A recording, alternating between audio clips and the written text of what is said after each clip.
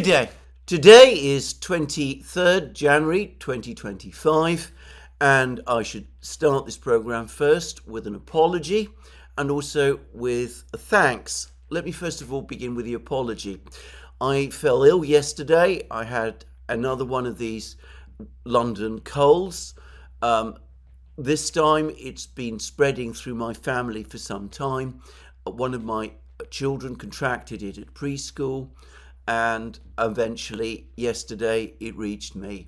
And I had a high temperature, and I was simply unable to do any program or take any step with respect to work at all.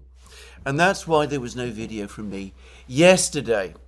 Now, I did try to put up a notice about this on our community page, on the YouTube community page, but I discovered to my dismay that the text box on the community page had disappeared, and after 30 minutes of trying with a high temperature and all of that, I just gave up. So apologies also that there was no explanation and notification. Today, obviously, I am better, though I am far from well. I expect that by the weekend, I'll be myself again. Anyway, that's the explanation for yesterday's non-appearance of a video and for perhaps the rather shaky video that I'm going to do today. Now, in terms of thanks, some people have found out that I have indeed been ill. I posted information about that on Locals. My wife and I have been astonished by the warm words that we've received from members of the Duran community on Locals. I think my wife has herself, independently of me, responded. And just to say, I take very careful note of every suggestion that I receive on what to do when I have colds or viruses of this type. And many times I've attempted to use these various things that people have suggested, and quite often it does make a significant difference. What I will say is this: my view, and I'm not, I think, the only person who thinks this, is that certainly in London, virus generally has become more aggressive since the pandemic. And of course, if you have young children, which as a family we do, we have 3 young children, all under 3 years old, with lowered immunity because young children haven't yet built up their immunity, it is inevitable that they will contract illness quite often, and that they will bring it into your home, and that you will contract it yourself eventually. It is an occupational hazard of being a parent of young children. So I note, and I've applied many of the remedies that people say, but be assured, generally speaking, I'm in very good health. I keep careful watch over myself. The fact that I do get colds rather more often than I used to, as I said, is a product, I think, of those two things. The fact that the virus in London has recently become more aggressive, and secondly, the fact that we have young children who inevitably catch things and pass them on. Now, there is one other specific piece of thanks I do want to give, and that is to the person who provided me with a complete text of John H. Gleason's book on Russophobia. It's a book I've been trying to get hold of for quite a while now, without any success. I mentioned that fact on a program, and lo and behold, here it is. I consider that I am privileged to have the best community in the world, to be part of the best community in the world, the Duran community, and here we have another shining example. But can I just say to the person who has provided me with this book, it has been very, very gratefully received. And despite my illness, I am already reading it. I am reading it. And in fact, it's difficult to tear me away. Anyway, those are the things I wanted to say preliminary to the substantive matters in this program, and I'm now going to get round to those. And of course, the big story, the one everybody's talking about, or well, not everybody, but a lot of people are talking about, those people who are interested in the Ukraine war. The thing that interests people are the latest comments by the US President Donald Trump. Now, Donald Trump has been saying and actually doing lots of things in connection to the war in Ukraine, and it's attracted far less attention, and there might be a reason for this, which I will come to in a moment. But arguably, the most consequential thing that he has done is that he has apparently suspended all further supplies of military goods and equipment by the United States to Ukraine for 90 days. There is said to be a review underway, and it seems that all of those who are working in the Pentagon, who were involved in the transfer of military material to Ukraine, have been suspended pending investigation. And there's suggestions, apparently, that there has been budgetary irregularities in the way in which military equipment has been transferred to Ukraine. At least that's the suspicion. I can actually help here. It's not a suspicion, it's a fact. The Biden administration repeatedly changed the structure of the military aid to Ukraine.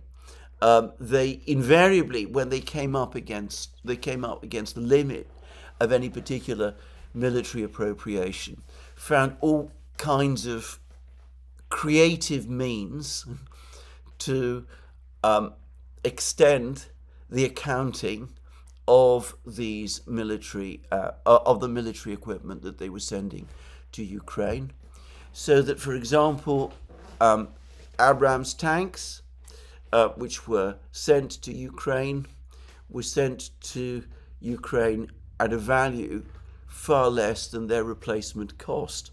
Just saying. So an awful lot of that was going on.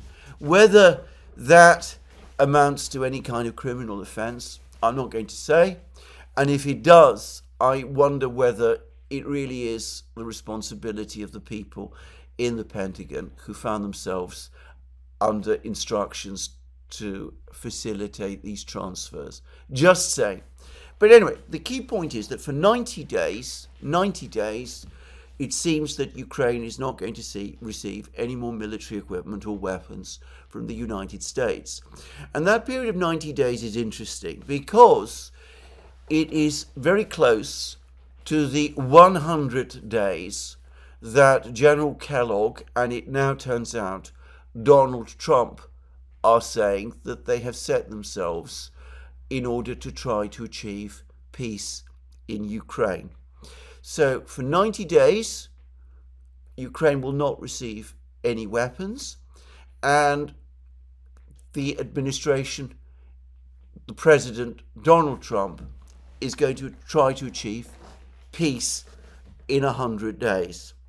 Now, the fact that there's, as I said, been this stop in weapons deliveries has attracted less attention than it, I think, should have done. But what has attracted enormous attention, by contrast, is a post that Donald Trump posted on Truth Social, on his Truth Social page. And I'm going to read it out. I am not looking to hurt Russia. I love the Russian people and always had a very good relationship with President Putin, and this despite the radical left's Russia, Russia, Russia hoax. We must never forget that Russia helped us win the Second World War, losing almost 60 million lives in the process. All of that being said, I'm going to do Russia, whose economy is failing, and President Putin a very big favor. Settle now and stop this ridiculous war. It's only going to get worse. If we don't make a deal, and soon, I have no other choice but to put high levels of taxes, tariffs, and sanctions on everything being sold by Russia to the United States and various other participating countries. Let's get this war, which never should have started which never would have started if I were president, over with. We can do it the easy way or the hard way, and the easy way is always better. It's time to make a deal. No more lives should be lost. Anyway, that's what Trump said. And let me first of all begin by saying that on the face of it, this is a very clear and unambiguous statement. Some have described it as an ultimatum, and many people in Russia are speaking of it in this way. But there are some oddities about this statement, which I think, first of all, we need to think carefully about. First of all, Trump says that he's not looking to hurt Russia, and he loves the Russian people and always had a very good relationship with President Putin. Now, those are his very first words, and they do mark a huge contrast to everything that we've been hearing from the Biden administration and from pretty much every important European government for the last 3 years. Now, I say that it's perhaps important not to disregard this.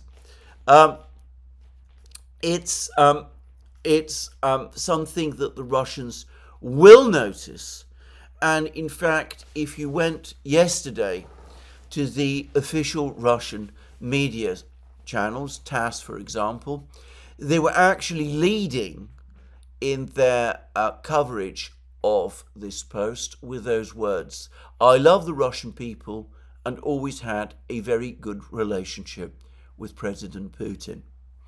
Now, the next sentence, however, is one which in Russia has provoked both bafflement and, if I have to say it, a certain degree of anger. Without intending to, Donald Trump has here caused a certain degree of offense. We must never forget that Russia helped us win the Second World War. Well, that makes it sound as if it was the United States which won the Second World War. It was the United States which played the leading role in the Second World War in defeating Germany and the Axis powers, which, of course, no Russian would ever agree to or accept.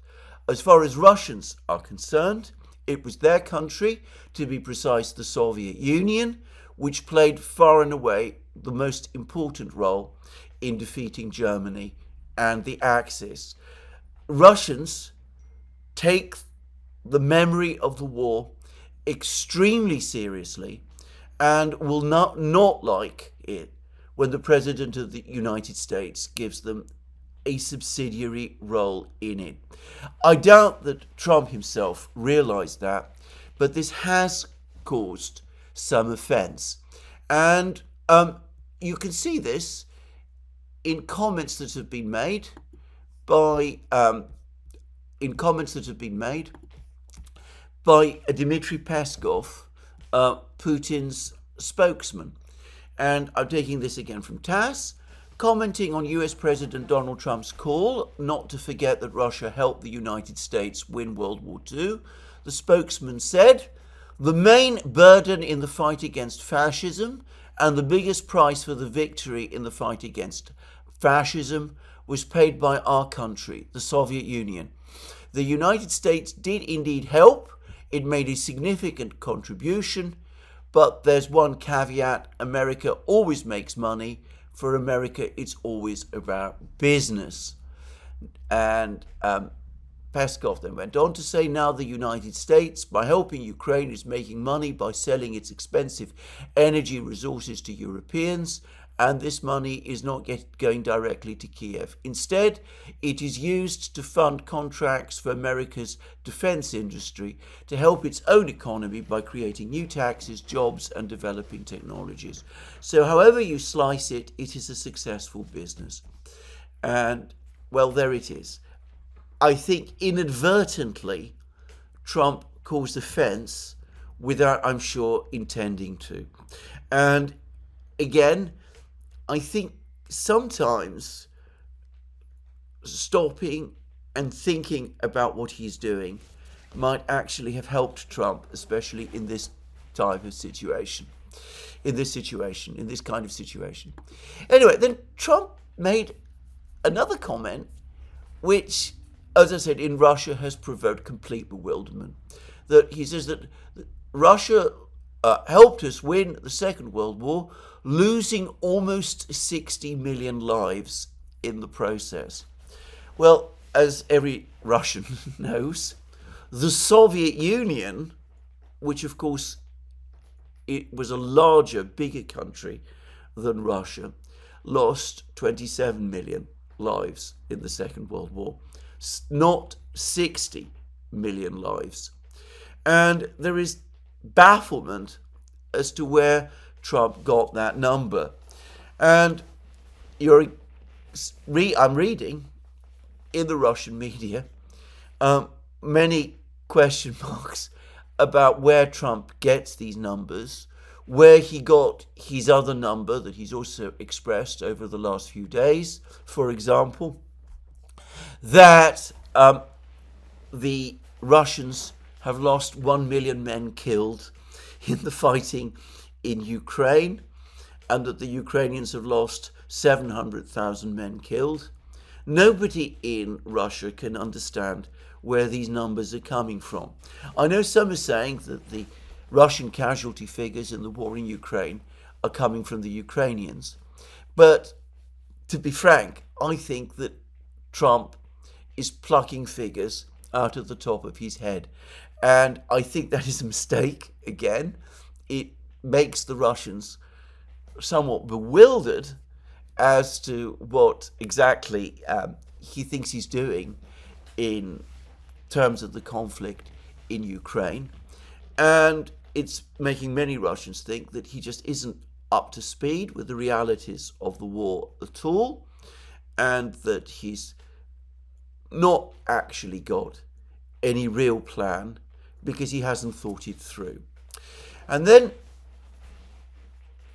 Trump goes on to say, all of that being said, I'm going to do Russia, whose economy is failing, and President Putin a very big favor. Russia, whose economy is failing. Well, by coincidence, Putin, shortly before the meeting, before Trump published this piece on Truth Social, had a meeting in the Kremlin. Not in the Kremlin. It was a virtual meeting which he held from his country home at Novo Ogaryovo. Anyway, he's had a meeting in which he's discussed the state of the economy, and specifically the state of the economy in 2024. And if the economy is failing, well, Putin doesn't seem to know it. This is what the Kremlin reports him as saying.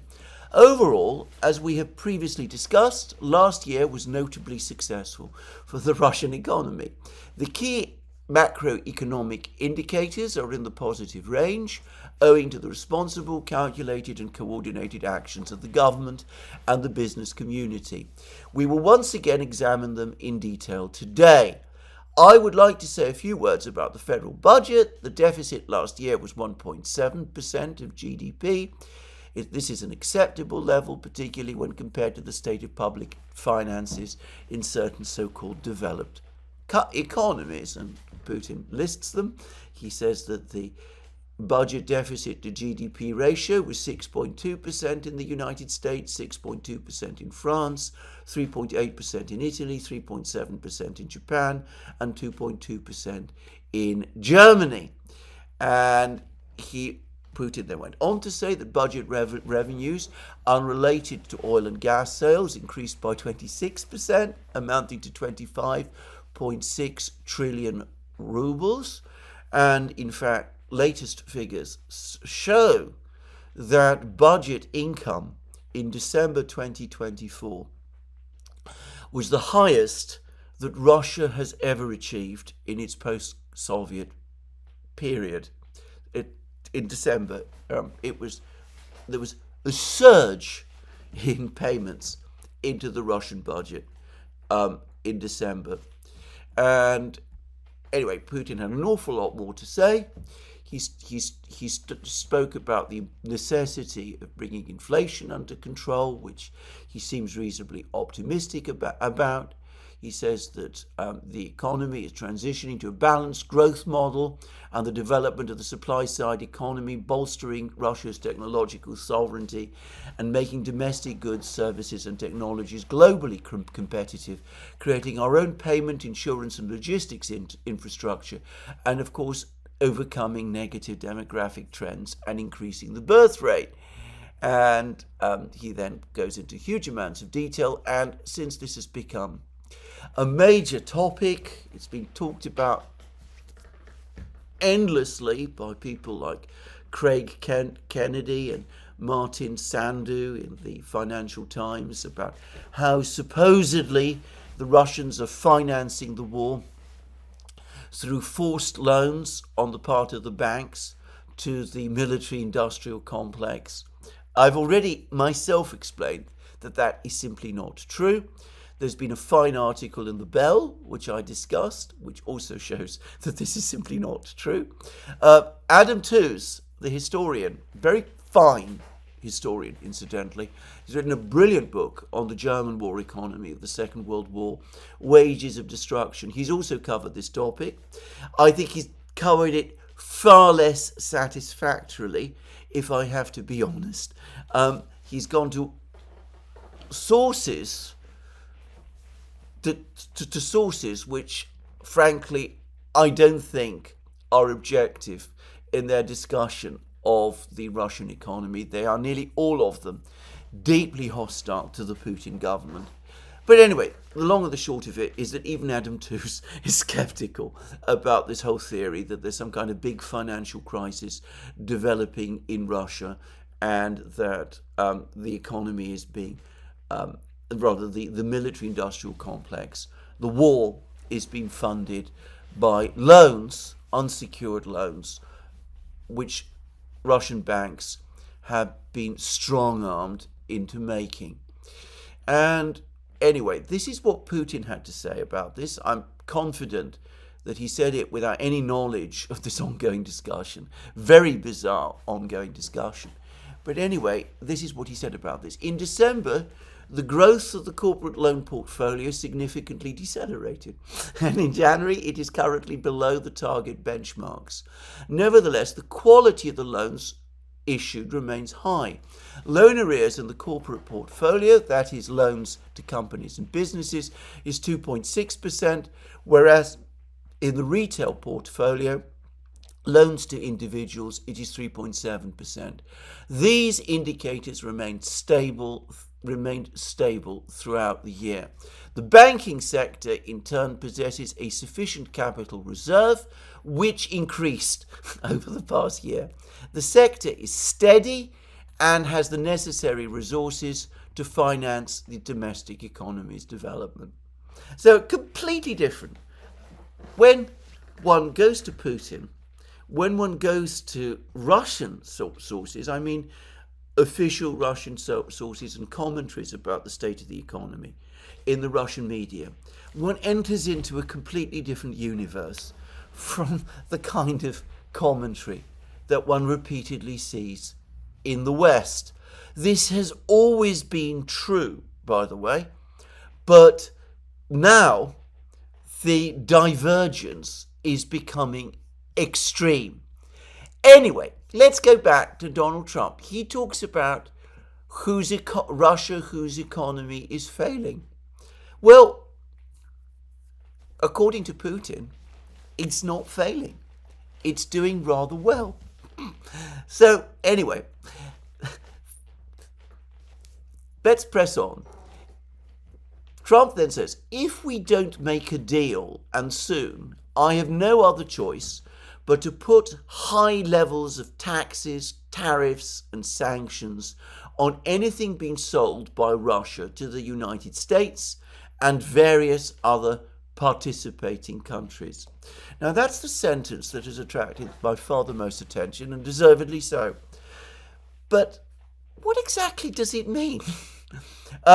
He says if we don't make a deal, and soon, I presume that means within 100 days, Trump will be forced to put high levels of taxes, tariffs, and sanctions on anything being sold by Russia to the United States and various other participating countries.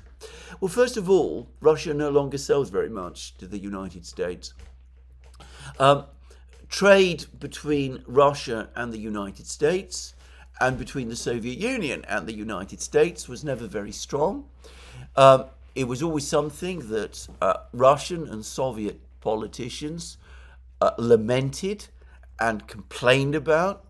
They often said, I remember them saying, especially as China rose, that if they had the same level of the same type of economic relationship with the United States that China has, the United States would not be in such a hurry to get into conflict with Russia because of the economic consequences for the United States of doing so. I understand that currently the United States imports around $3 billion of goods from Russia in any year. That is, in terms of the overall trade of the United States and, by the way, of Russia, a rounding up error. I mean, it is insignificant. So taxes and tariffs on trade, Russian exports to the United States, that's not going to make any sort of difference. And then Trump says sanctions on anything being sold by Russia to the United States and various other participating countries. Now, what exactly does participating countries mean? Does he mean countries that trade with Russia? I mean, that would cut against the economic interests of those countries. Now, China obviously is one, and Donald Trump, we know, has certain strong feelings about China. But India is another, and India is supposed to be a friend of the United States, and Prime Minister Modi of India considers himself to be a friend of Donald Trump. India is a major importer of Russian oil. It imports all kinds of other products from Russia as well. It imports 60% of its weapons from Russia. It has an ambitious program to develop further its economic relationship with Russia. Other countries that also trade actively with Russia include countries like Vietnam, for example, and Indonesia, by the way, and countries like that. Now, as I said, these are friends of the United States. Is Trump really prepared to impose sanctions on Russian goods which will affect the economic development of these countries? How would the Indians and the Indonesians and the Vietnamese feel about that? Might they not be very angry? Might they not reassess their policies? What about the Gulf states, the Saudis and the others, which have also been forging a close economic relationship with the Russians and which have formed an oil alliance with the Russians? Again, I get the sense that Donald Trump hasn't thought this through. And then Trump, of course, goes on and says that he nonetheless wants a deal, and it can be done the easy way or the hard way, and the easy way is always better. Well, I'm going to suggest here that this is classic art of the deal stuff. It's very much like what happened in Trump's first term in the relationship with North Korea. I remember during the first term that Donald Trump said all sorts of fiery things about North Korea. He said incredibly insulting things about North Korea's leader, Kim Jong-un, calling him the Rocket Man, for example. He came very close to implying that the United States would be prepared to launch missiles against North Korea. I remember that at one point he deployed an Ohio-class submarine close to Korea, an Ohio-class submarine that had been adapted to launch hundreds of Tomahawk cruise missiles.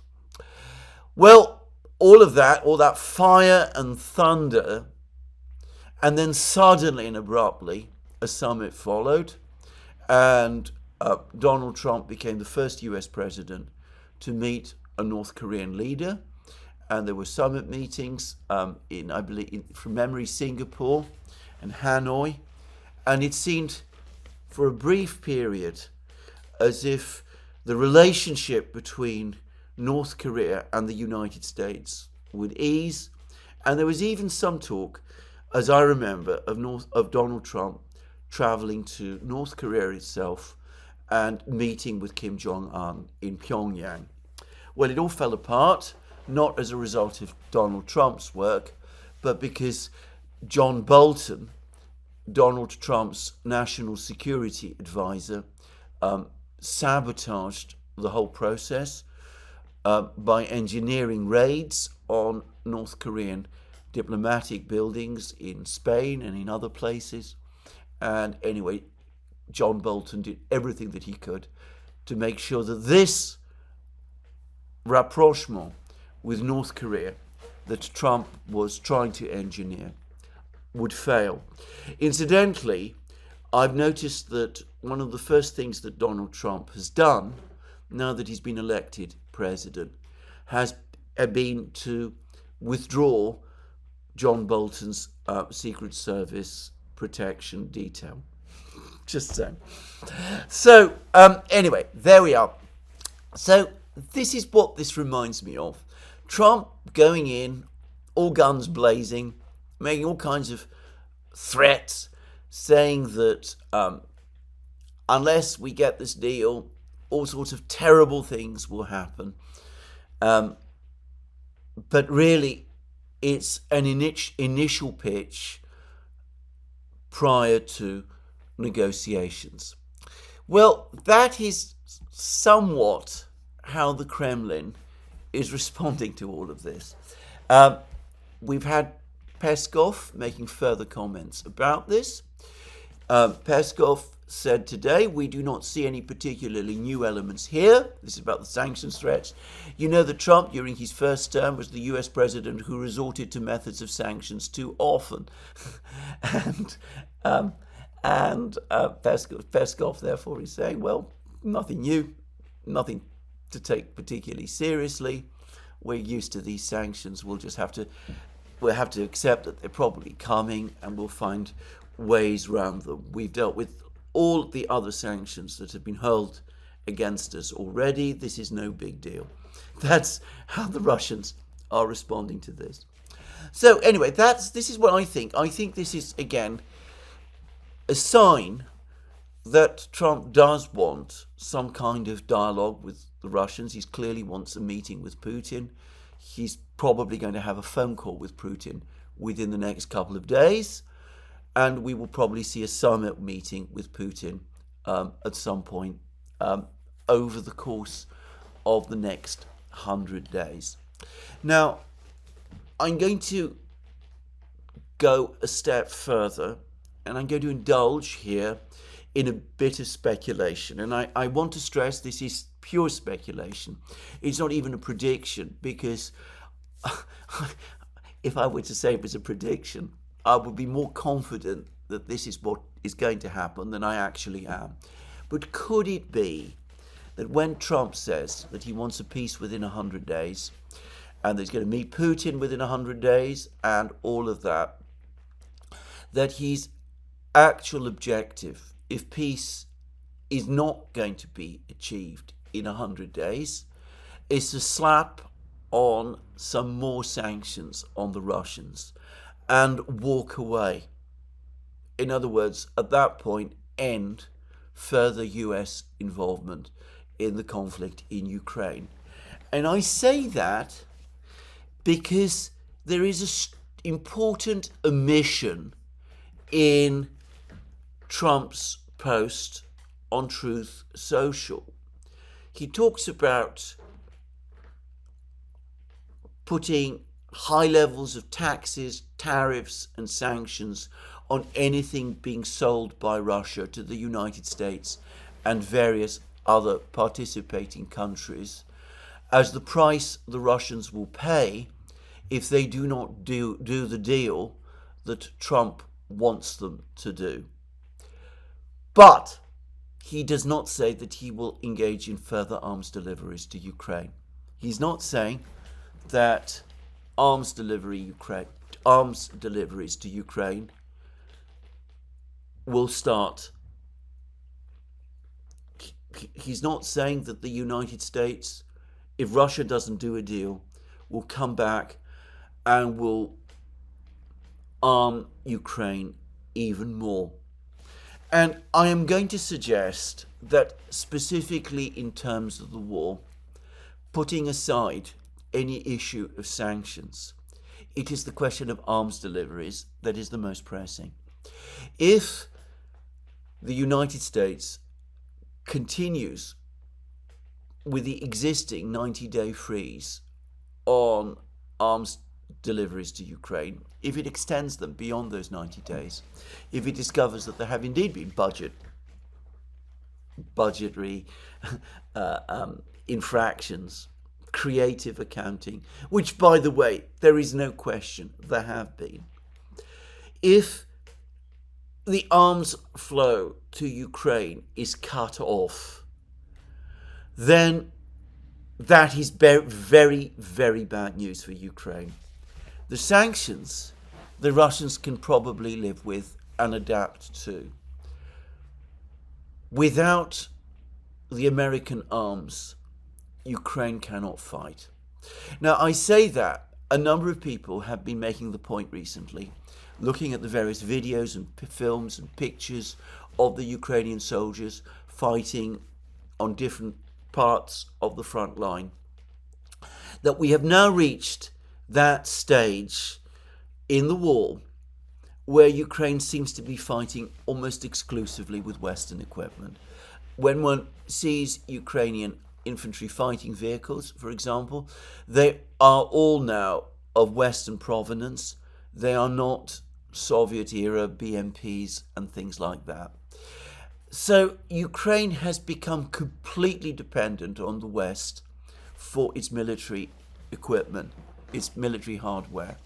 And when we say the West, first and foremost, obviously, we mean the United States. Ukraine heavily depends on the United States for its military equipment. Without it, Ukraine cannot continue and win the war. So, I wonder whether that is Trump's intention, whether he's saying to himself, well, look, I really don't want to be bogged down in Ukraine. His former advisor, Steve Bannon, has just advised him not to be deeply involved in Ukraine. Bannon reminded Trump of the Vietnam War, of how Richard Nixon, inheriting the Vietnam War from Lyndon Johnson, continued it as he sought some kind of negotiation with the North Vietnamese, to the point where he ended up owning it. And Bannon is advising Trump to avoid falling into that trap. And I wonder whether that isn't exactly what Trump is doing here. He's saying, I'll give it 100 days. I'll try and make peace in that time. If I can't make peace in that time, then I'll walk away. I'll slap some sanctions on the Russians to give myself a bit more cover with the people back home, the Lindsey Grahams and those sort of people, and I'll focus instead on other things. Now, let me stress again, this is pure speculation. It's not a prediction.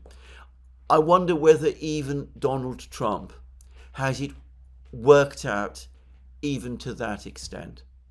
But I would say, if that is indeed what he's going to do, then it's clever politics. It may not be great statesmanship, but it would be clever politics. It would mean that Trump might divest himself of this problem without at the same time having to become bogged down in it. Well, anyway, we will see. We will see what happens whether what happens when Trump meets Putin. Apparently, Trump is leaving it to Putin. At least it's what he's implying. Trump is leaving it to Putin to decide where the two should meet. How he would respond if Putin suggested that they meet in Russia, I don't know. But anyway, there will be a summit meeting. There will be a telephone call. Trump is absolutely right in saying that the relationship between himself and Putin has up to now been has been good at a personal level, and it may be that as a result of that telephone call and that summit meeting, something a little bit more connected to reality comes out. Now, in the meantime, and I have to say this, Trump's comments may be tantalizing, but on the Russian side, quite apart from the offense he inadvertently caused over the World War II reference, they have led the Russians to wonder whether Trump has any very real idea of the realities of the war in Ukraine or of its causes.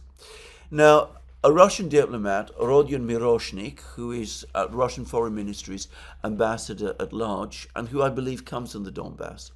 Anyway, he said this: no need to have illusions. Trump is not a pro-Russian politician, and Trump will do everything for the United States to remain a dominant power.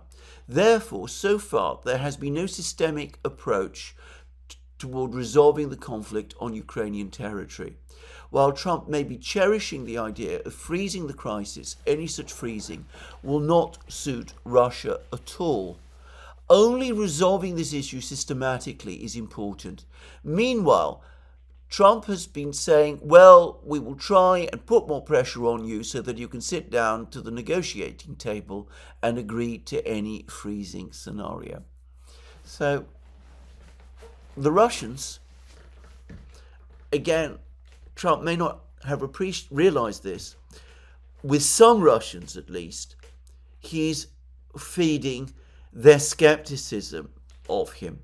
They're questioning whether he's really up to understanding or handling this crisis effectively in a negotiation. Well, we shall see. Anyway, that's what I wanted to say about this really very strange sequence of moves backwards and forwards from Donald Trump. I'm going to finish just quickly by reiterating again, it is most unusual for a Western politician today to say that he loves the Russian people and that he had a good relationship with Putin, and at least Trump is talking about ending the war. He may be completely wrong about how the war can be ended, but it does seem that the intention to end the war is really there.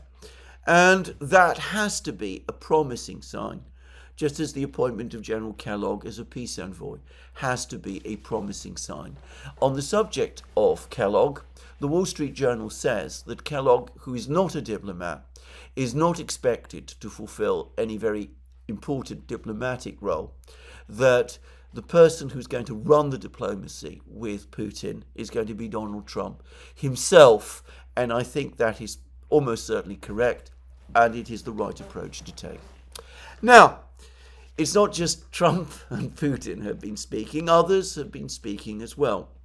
And the Ukrainian president, Vladimir Zelensky, has also been speaking, and he was speaking at Davos. And it was an extraordinary speech, very angry at times, trying to attract attention to himself. There were moments of, I thought, general bitterness, even a sense of betrayal.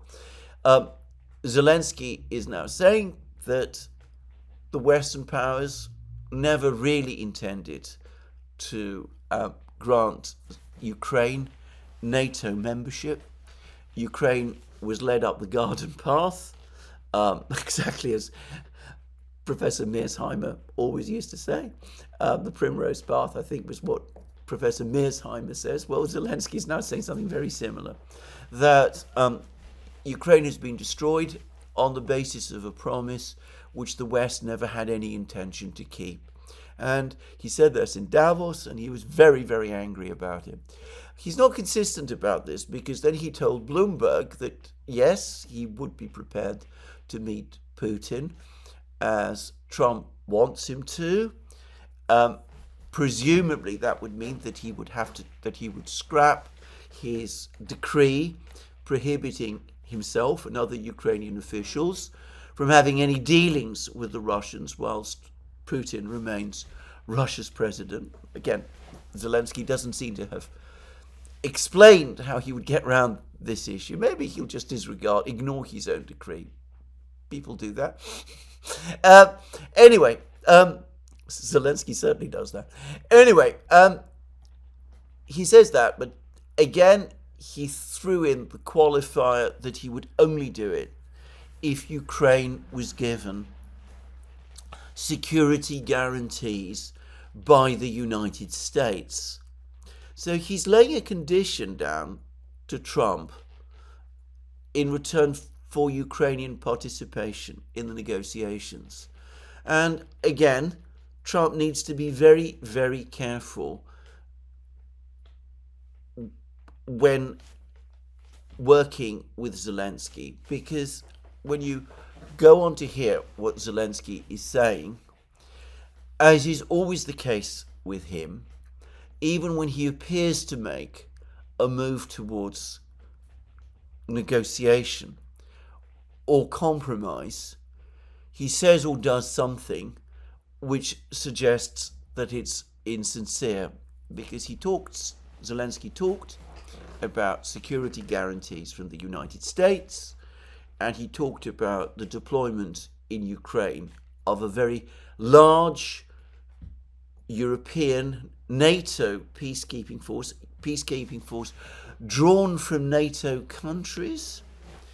He said it should number around 200,000 men.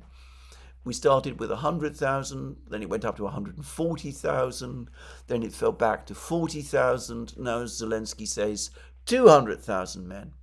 And he said that American troops needed to be part of it, that the United States military should be involved in this so-called peacekeeping force. And at the same time, he wants security guarantees from the United States.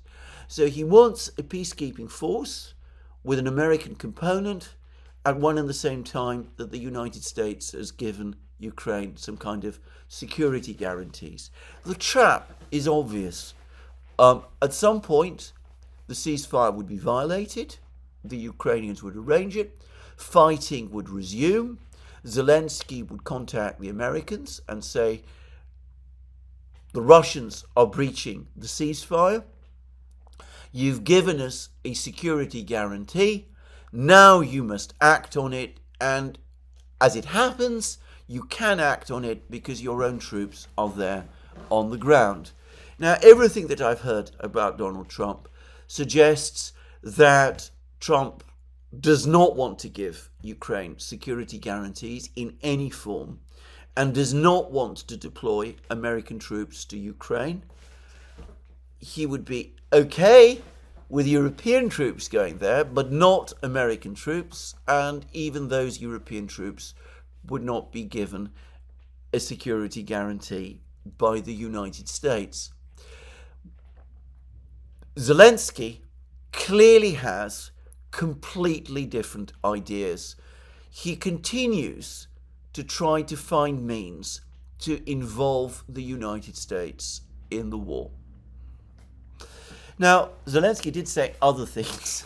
He also said that the reason the Istanbul negotiations failed was because the Russians made it a condition in the Istanbul talks that Zelensky step down and that Viktor Medvedchuk, the leader of the opposition in Ukraine, should become president in Zelensky's place. And Zelensky said that he was not prepared to accept that. The problem with that story is that it is untrue. It is a straightforward lie. I followed the discussions in Istanbul in incredible detail at the time. The Istanbul negotiations were conducted by officials of the Ukrainian government acting under Zelensky's instructions and supervision. Nowhere in the Istanbul agreement is there the slightest reference to a change of power in Kiev. And there's no evidence, there's absolutely no evidence, there's no scintilla of evidence that the Russians made that extraordinary condition. That Zelensky, having just signed off on a peace agreement with them, should then step down. It is also the case that at the time that the Istanbul negotiations were taking place, Medvedchuk was in a prison in Ukraine. He was actually Zelensky's prisoner, which makes this whole story, to me at least, seem even more fantastical. Again, this preposterous allegation, this ludicrous lie, because that is what it is, shows what a dangerous individual, slippery individual Zelensky is, and why it would be extremely dangerous to get too close to him in any negotiation process. Not only is he very manipulative in the way that he tries to twist and reshape discussions and try to bring things back to his point of view, but he's obviously someone who is prepared to spin the most astonishing untruths if he thinks it will achieve some kind of effect. A very difficult person to negotiate with altogether. Some would say an impossible one. Just saying. My overall sense is that Zelensky is actually very stressed and very angry about the events of the last couple of days. The suspension of weapons deliveries by the United States to Ukraine will have come as a significant blow. Now, the Biden administration did rush very large numbers of weapons to Ukraine in its last weeks. So I suspect that Ukraine's stockpile of weapons is as big as it's likely to get at the present time. And probably Ukraine has enough weapons to eke things out over the next 90 to 100 days and even beyond that for a while. But ultimately, without further arms deliveries from the United States, Ukraine will not be able to continue the war. Its military will start to lose momentum, it will start to break down, and it will not be able to continue the resistance to the Russians that it has been doing. And Zelensky knows that. Zelensky, incidentally, is very unhappy, by all accounts, with the management of the war of his military chief, General Syrskyi.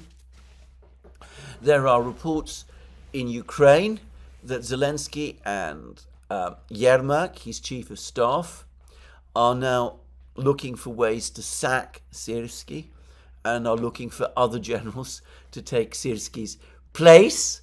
So it could be that we should expect that. But anyway, Zelensky's clearly unhappy that there's going to be there's been this suspension of military assistance. He's probably even more unhappy by the interruption in intelligence information, which, as I said, if true, would make further missile strikes on Russia impossible. And he cannot be at all happy. In fact, he must be furious when Trump publishes statements about how he loves the Russian people and what a good relationship he once had with President Putin. So just saying. So anyway, that's Zelensky. Another leader who has been speaking, quite interestingly, has been Ursula von der Leyen. And she's been talking about energy issues. And she gave a long speech in which she finally acknowledged that the cutting off of energy supplies to Europe from Russia has been a major blow to the European economy that is causing major problems for businesses and for individuals. She said some really, I thought, rather unwise things, that, this is the price we must pay for freedom and all that. But again, quite incredibly, just like we have Zelensky making an astonishing and untrue claim that the Russians told the negotiators in Istanbul, the Ukrainian negotiators in Istanbul, that they wanted Zelensky to step down and be replaced by Medvedchuk. Anyway, von der Leyen repeated the equally untrue story, also peddled by Germany's Chancellor Olaf Scholz, that it was the Russians who cut off the energy supplies to Europe. Again, it astonishes me that these leaders can be so brazen about this, pretending to something that they must know is not true. Von der Leyen and the commission which she heads has made constant attempts to stop imports of Russian energy products, be it oil or gas or LNG or coal, to the EU. She's been incredibly successful in this. More than any other single individual, she has been responsible for this. She now realizes, apparently, that it has been a complete disaster. So what does she do? She denies responsibility, and it says it was all done by Vladimir Putin. As I said, it just leaves me astonished. I cannot understand how political leaders can talk in this way.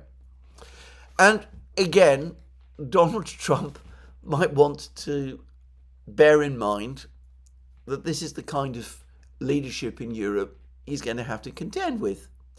And the British government, Keir Starmer's government, which has just, of course, come back from signing a 100-year agreement with Ukraine, Keir Starmer's government has also put out a message that they also think that it's a very bad idea to begin negotiations with the Russians now, that they think negotiations are a bad idea altogether, and instead we should all get behind Ukraine.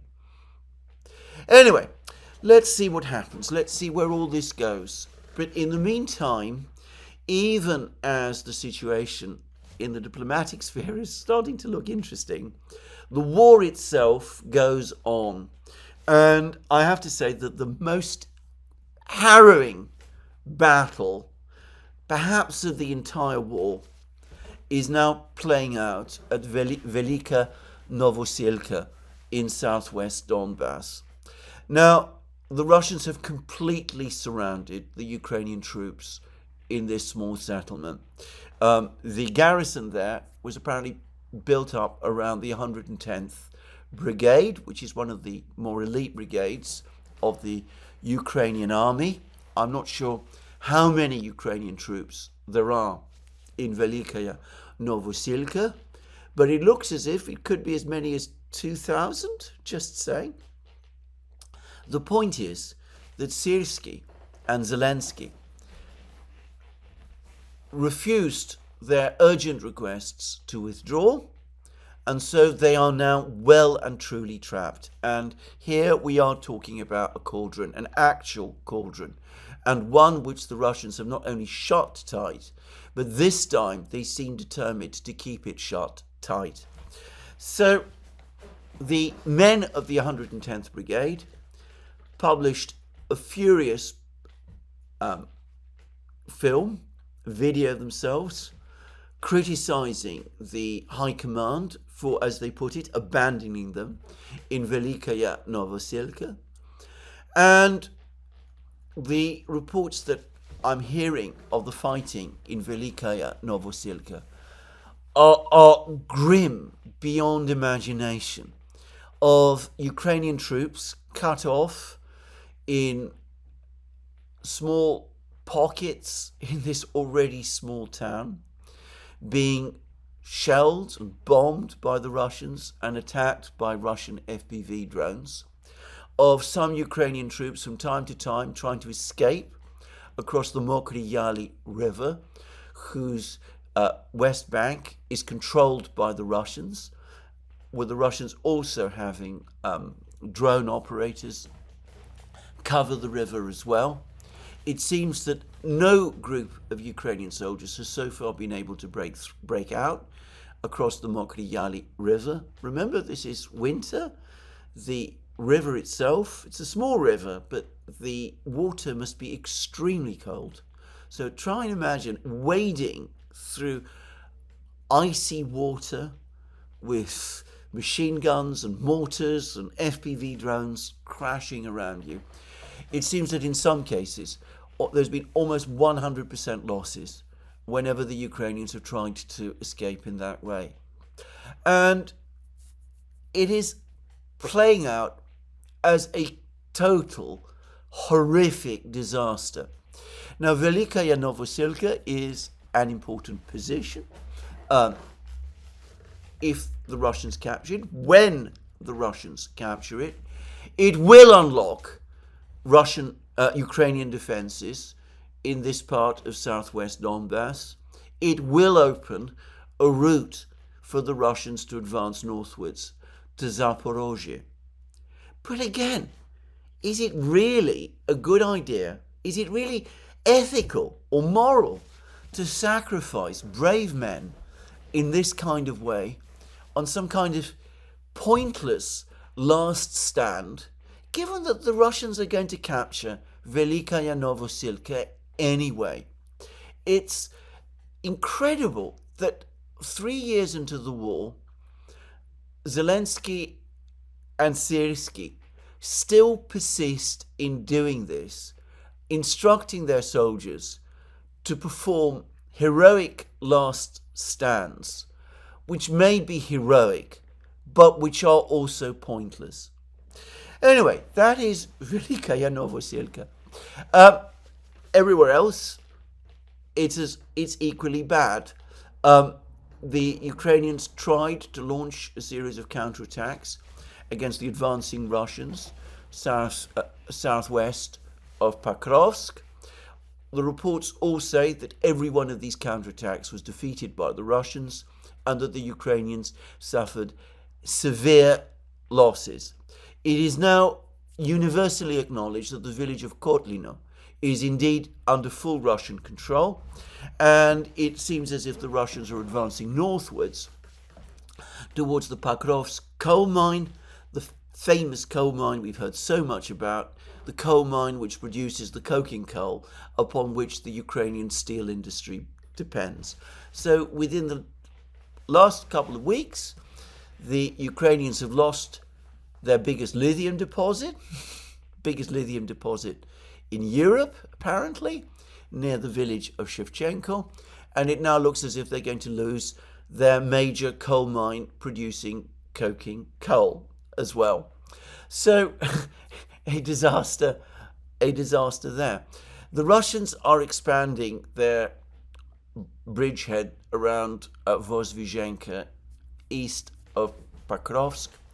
They appear to be capturing more villages in this area, and there is apparently confirmation that they are still located on the road itself. It looks as if the pincers around Pokrovsk are starting to tighten.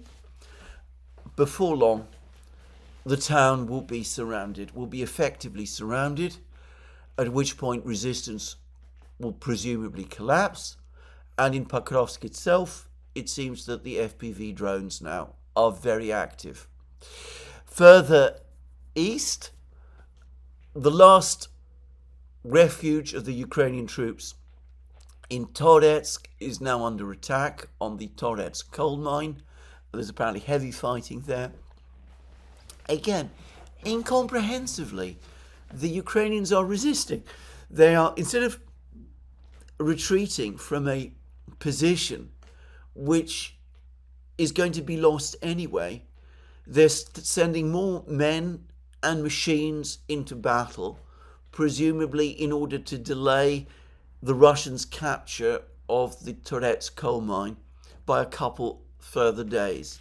In the process, of course, they not only lose brave men, they lose equipment which the United States now might not be willing to replace. Just saying. And in Chasiv Yar, there was a very interesting discussion of the fighting in Chasiv Yar on, I think it was Redovka, in which they were saying that the Russians not only now have control the city centre, the town centre of Chasiv Yar, and the industrial area, but that there's only a number of, I think it was 2 outlying micro districts left to capture, and the assumption was that this would happen fairly quickly. This discussion, by the way, was interesting in that it explained what had been one of the major difficulties for the Russians in the fighting in Chasiv Yar, and that was the Seversky Donetsk aqueduct, what many people refer to as the canal. Apparently, this aqueduct, with its enormous pipes, is a difficult object to traverse, and that has meant that the Russians have had difficulties with their logistics in the Battle of Chasiv Yar, and sometimes Russian troops have been left short of supplies, and the Ukrainians have taken advantage of that and launched counterattacks, and that's why over the course of the Battle of Chasiv Yar, some of those counterattacks, Ukrainian counterattacks, have been successful. Well, that time is now past us. It looks as if the battle for Chasiv Yar is coming to an end. Further north, in the Oskol and Zherebets rivers, the Russians are now only a few kilometers from Liman. Their bridgehead east of the Zherebets river appears to have been significantly expanded, and I suspect that by now the Russians are within medium range artillery range of Liman itself. It's likely that in the spring, once the Russians have captured some of the adjoining villages, they will begin an operation to recapture Liman, a relatively small town, about 10,000 people before the war, if my memory serves me rightly. And that, of course, will again bring them very close to Slavyansk.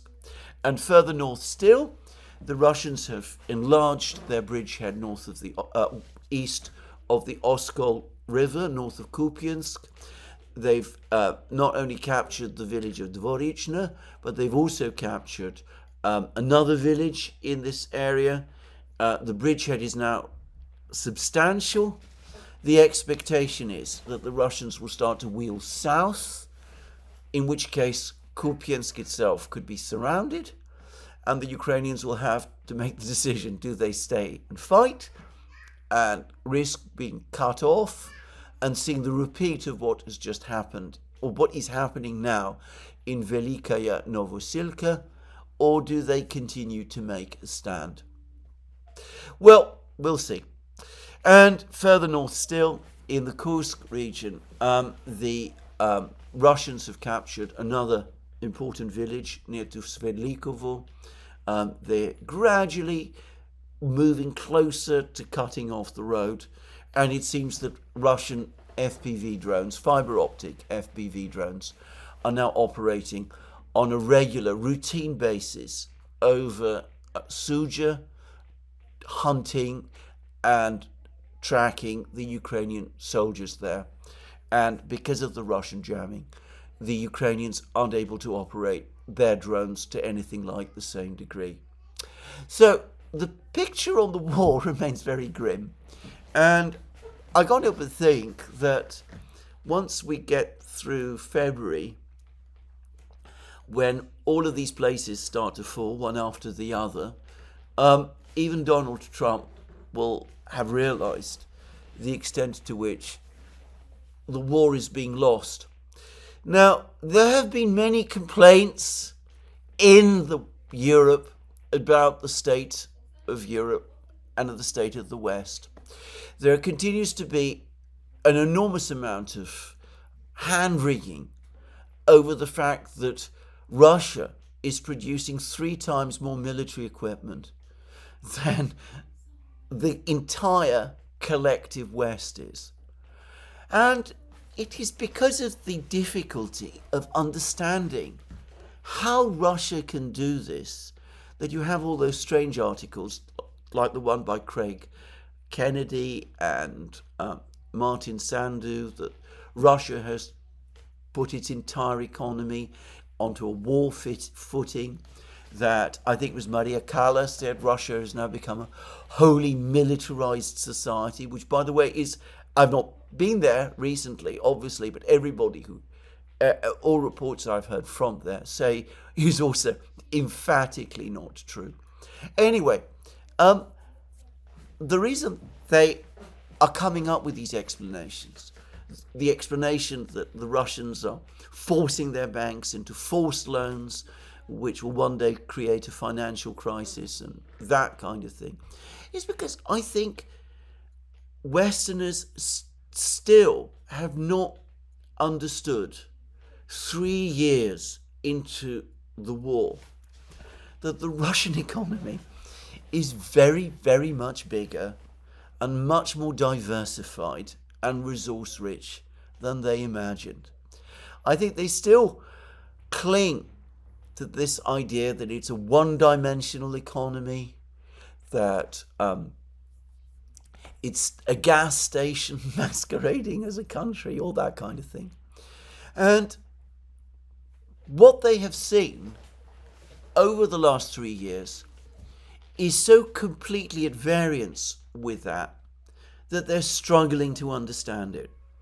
I think Donald Trump is afflicted with the same problem. When he talks about Russia's economy failing, he presumably assumes that these reports about how the Russian economy is in crisis, the Craig Kennedy, Martin Sandu hypothesis, he presumably assumes that that is true. Again, it does baffle me because, in fact, the Russians are very transparent about their economic matters. And for the record, I think that their statistics are very reliable. To give an example, Adam Tooze, in that article that I spoke about, took it as read, that Russian inflation is much higher than the 9% that the central bank says it is. he assumes that because interest rates in Russia are 21%, that must mean that inflation must be well into double digits. I don't think that is true, actually. Again, if you have tracked how the central bank in Russia responds to any kind of inflation problem, if you've tracked Nabulina's actions, you would know that she always over-responds to any upward sign in inflation. And in this case, there might even be some justification to it, because what is driving inflation has indeed been over rapid credit growth, though it is over rapid credit growth to finance an ongoing investment boom, not to keep the military-industrial complex running. And Nabulina's policies are succeeding. Credit growth is declining in Russia, which is exactly what the government and the central bank wanted to do. So I think that this inability to grasp these simple facts has been a key problem right from the outset. It explains why the West so completely overestimated the original effect of the original sanctions which were imposed in February 2022, and why every single further attempt to impose more sanctions which will somehow achieve the outcome which wasn't achieved in February 2022 is going to fail. I saw someone, by the way, complain that the reason the sanctions in February 2022 didn't succeed was because of the wickedness of Greek ship owners and the inability of the European Union to rein them in. If anybody knew anything about Greek ship owners, and not just Greek ship owners, the shipping community globally anyway, they would understand what a challenging job it would be to police Russian external trade. And of course, given the size of the Russian economy, policing Russia's external trade in that kind of way is inevitably only going to lead to a further crisis, not just or even principally in Russia, but in the West as well. Now, I think partly the reason for that is because very few Westerners overall go to Russia, and when they do, it's rare for them to go outside Moscow. And they tell themselves when they are in Moscow that what they're seeing there is untypical. That, from my experience, is certainly not true. And perhaps, coming back to the Putin summit meeting, that might be a reason for holding the summit meeting somewhere in Russia, not in Moscow, after all. Well, this is my program for today. More from me soon. Let me remind you again, you can find all our programs on our various platforms, Locals, Rumble and X. You can support our work via Patreon and Subscribestar and by going to our shop. Links under this video. Don't forget also, if you've liked this program, to tick the like button and to check your subscription to this channel. Thank you again. More from me soon. Have a very good day.